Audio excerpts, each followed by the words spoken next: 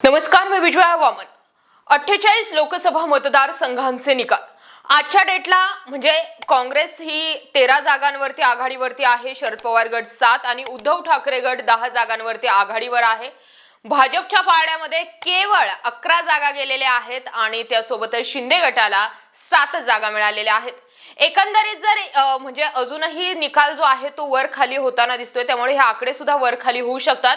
परंतु ठाकरेंनी ज्या 21 लोकसभेच्या जागा लढवल्या होत्या त्या 21 जागांवरती जे 10 उमेदवार विजयी झालेले आहेत, तिथून निकाल जे आहेत त्या 10 जागांचे स्पष्ट झालेले आहेत।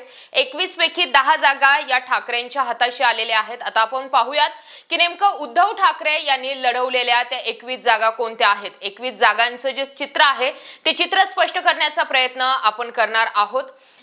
या निकालामधून म्हणजे 21 जागांपासूनच शिंदे की ठाकरे हे सुद्धा स्पष्ट होणार आहे। 13 जागांवरती थेट ठाकरे विरुद्ध शिंदेचे उमेदवार असा जो होता तो सामना झालेला होता।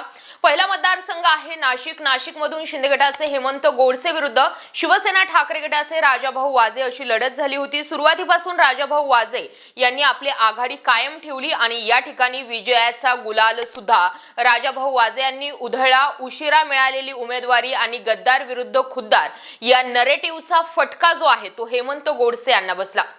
दुसरा मतदारसंघ धाराशिव मध्ये ओमराजे निंबाळकर विरुद्ध अजित पवार गटाच्या अर्चना पाटील अशी थेट लढत झाली। सुरुवातीपासूनच या ठिकाणी ओमराजे निंबाळकर यांनी आपली आघाडी कायम ठेवली होती। या ठिकाणी अजित पवार यांनी उमेदवार चुकीचा निवडला आणि तोच निवडलेला म्हणजे चुकीचा उमेदवार जो होता तोच ओमराजे निंबाळकरांच्या पथ्यावर पडला। ओमराजेंची क्रेज सुरुवातीपासून होती। 3 लाखांच्या मताधिक्याने ओमराजे निवडून आले। पुढील महत्त्वाचा मतदारसंघ आहे तो म्हणजे यवतमाळ वाशिम। या ठिकाणी ठाकरे गटाचे संजय देशमुख विरुद्ध शिंदे गटाचे हेमंत पाटील यांच्या पत्नी राजेश्री पाटील अशी लढत झाली। भावना गवळी यांची नाराजी राजेश्री पाटील यांना भोवली। या ठिकाणी विजयाचा गुलाल जो आहे तो संजय देशमुख यांनी उधळला।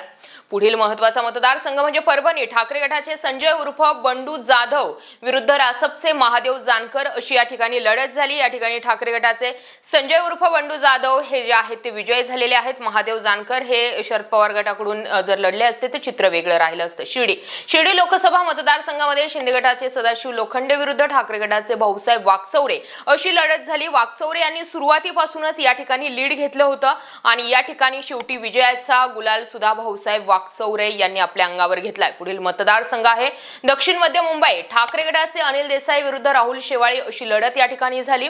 सुरुवातीपासून राहुल शेवाळे यांनी लीड घेतलं होतं, मात्र 11व्या फेरीनंतर या ठिकाणी अनिल देसाई यांनी लीड घेत विजय खेचून आणला। पुढील मतदारसंघ आहे दक्षिण मुंबई।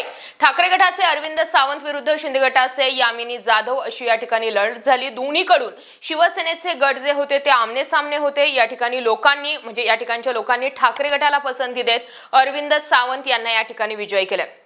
पुढील मतदारसंघ आहे अमरावती। भाजपच्या नवनीत राणा विरुद्ध काँग्रेसचे बळवंत वानखेडे असा सामना झाला। या ठिकाणी बळवंत वानखेडे निवडून आले, यामागे बच्चू कडूंचा मोठा हात आहे। पुढील मतदारसंघ आहे उत्तर पूर्व मुंबई। या ठिकाणी भाजपकडून मिहिर कोटेचा विरुद्ध ठाकरे गटाचे संजय दिना पाटील रिंगणात होते। ठाकरे गटाचे संजय दिना पाटील यांचा या ठिकाणी विजय झाला। परंतु एकंदरीत जर बघितलं तर मुंबईमधील 5 महत्त्वाच्या जागा ज्या होत्या त्या 5 महत्त्वाच्या जागांपैकी 4 जागांवरती शिवसेना ठाकरे गट आघाडीवर राहिलेला आहे। एकाच ठिकाणी म्हणजे पियुष गोयल यांची एकच सीट भाजपला जी आहे ती गेलेली आहे। खरं तर शिवसेना शिंदे गट विरुद्ध शिवसेना ठाकरे गट आणि पुन्हा त्यामध्ये भाजपा असा सामना होता। उद्धव ठाकरेंचे 2019 साली 18 खासदार निवडून आलेले होते, परंतु नरेंद्र मोदींचा फोटो वापरला म्हणून हे खासदार निवडून येऊ शकले असा वारंवार आरोप शिंदे गटानं आणि देवेंद्र फडणवीसांनी केलेला होता। यावेळी भाजपा विरहित किंवा मोदी विरहित फोटो वापरून उद्धव ठाकरेंनी आपले 10 खासदार पक्ष आणि चिन्ह नसताना निवडून आणलेले आहेत। खरं तर हा भाजपला खूप मोठी याची चपराक बसली। भाजपनं ज्या ठिकाणी 28 जागा लढवलेल्या होत्या त्या भाजपाला खाली 11 जागा ज्या आहेत त्या मिळालेल्या आहेत। सगळ्यात मोठी घसरण भाजपाची महाराष्ट्रामधून झालेली आहे। शिंदे गटाला जवळपास 7 जागा मिळालेल्या आहेत. ठाणे जे आहे, ठाणे कल्याण राखण्यामध्ये शिंदेंना यश मिळालेलं आहे. छत्रपती संभाजीनगरची जागा ही शिंदेंना भेटलेली आहे. आणि एकंदरीत जर ओव्हरऑल परिस्थिती जर बघितली तर भाजपा खूप बिकट परिस्थितीमध्ये आहे, परंतु ठाकरे जो आहे तो शेवटी शिंदेंचा मोठा भाऊ ठरलेला आहे. एकनाथ शिंदे की उद्धव ठाकरे, तर याचं उत्तर लोकांनी दिलेलं आहे. ते उत्तर आहे उद्धव ठाकरे.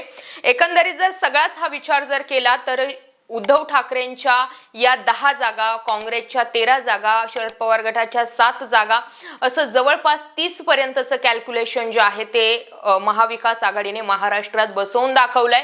आता नेमकं पुढे काय घडामोडी घडतायत हे पाहणं गरजेचं आहे. परंतु तुम्हाला ओव्हरऑल या निकालावरून काय वाटतंय? लोकांनी भाजपाला नाकारलं, शिंदेंना नाकारलं आणि ठाकरेंना खरोखर ठाकरेंच्या बाजूनी सहानुभूती होती का? या सगळ्या प्रश्नांची उत्तरे कमेंटमध्ये व्यक्त व्हा आणि अशाच माहितीपूर्ण व्हिडिओसाठी आपल्या चॅनल आवर्जून सबस्क्राईब करा. पुढील सगळ्या मतदारसंघांचे विस्तृत असं विश्लेषण आपल्या चॅनलवर येणार आहे.